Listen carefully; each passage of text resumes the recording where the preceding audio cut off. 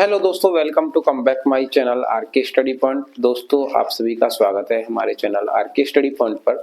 और दोस्तों, आज हम आपके बीच बहुत प्यारी सी सुंदर कविता स्वदेश प्रेम लेकर के आए हैं यूपी बोर्ड कक्षा 10 के विद्यार्थियों के लिए। दोस्तों, इस प्रश्न से हर बार जो है व्याख्या तय है, प्रश्न भी तय है, इसलिए आपको जो है आज स्वदेश प्रेम नामक जो है कविता है, जो कि स्वप्न काव्य संग्रह से ली गई है, आपके बीच प्रस्तुत करने वाले हैं। देखिए दोस्तों, स्वदेश प्रेम, देश के प्रति प्रेम, देश के प्रति समर्पण का भाव होना।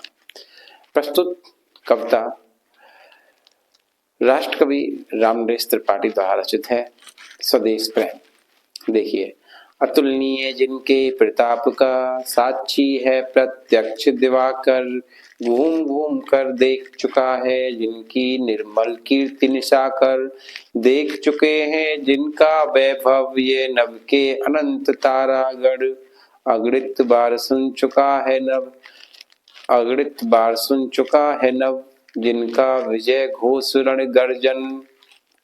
तो अतुलनीय जिनके प्रताप का साक्षी है प्रत्यक्ष दिवाकर।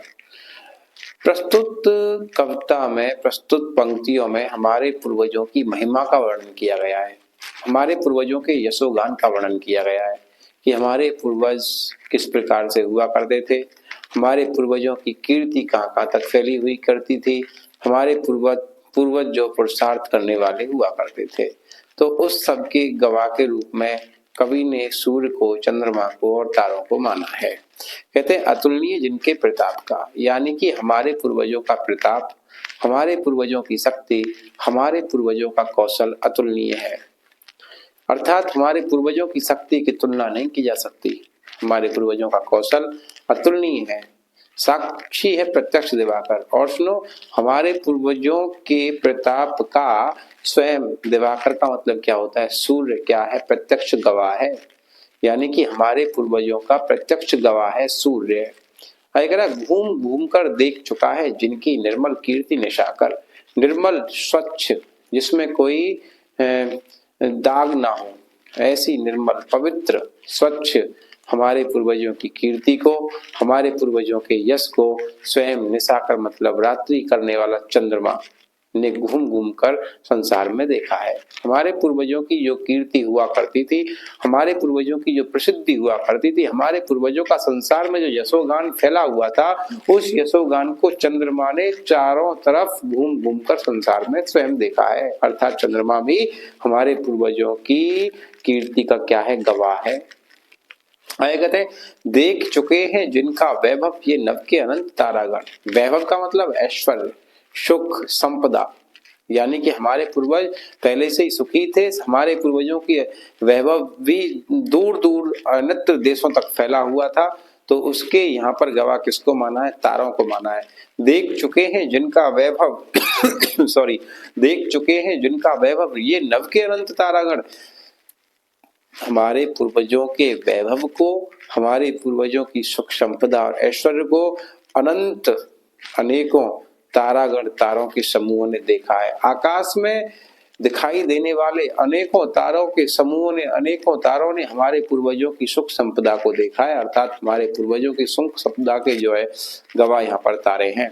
कहते हैं अगणित बार सुन चुका है नभ, जिनका विजय घोष रण गर्जन। नभ मतलब आसमान, विजय घोष रण गर्जन, युद्ध में होने वाली क्या जीत का जो नाद होता था, युद्ध में होने वाली जीत के नाद को, हमारे पूर्वजों की युद्ध में होने वाली जीत के नाद को, अर्थात जीत की ध्वनि को, अर्थात उनकी रण गर्जना को स्वयं किसने सुना है?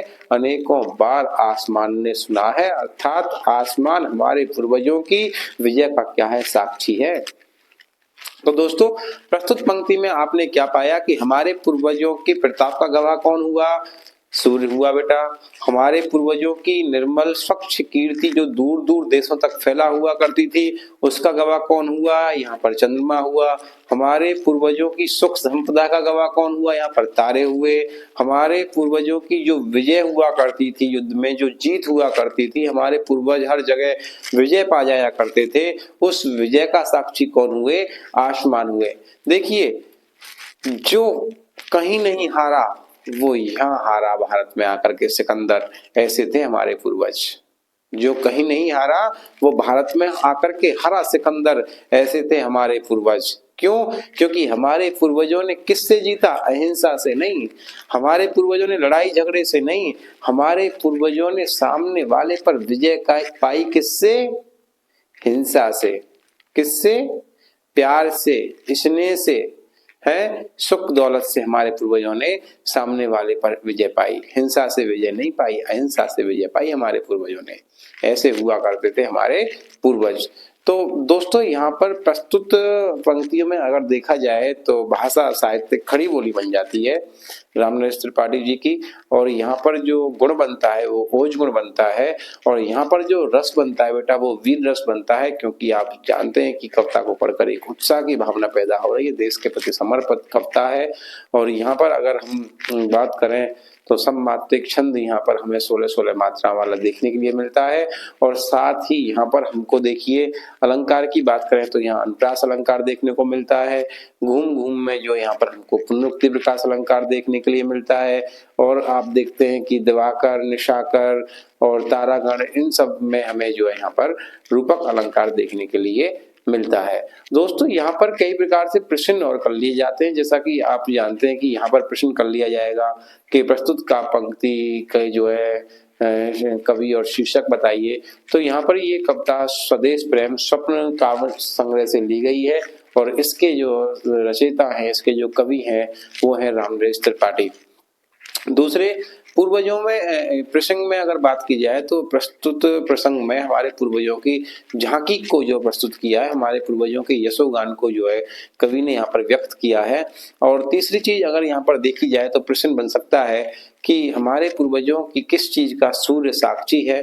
तो सूर्य गवाह है। तो यहाँ हम कह सकते हैं हमारे पूर्वजों के जो है प्रताप का, कौशल का सूर्य गवाह है।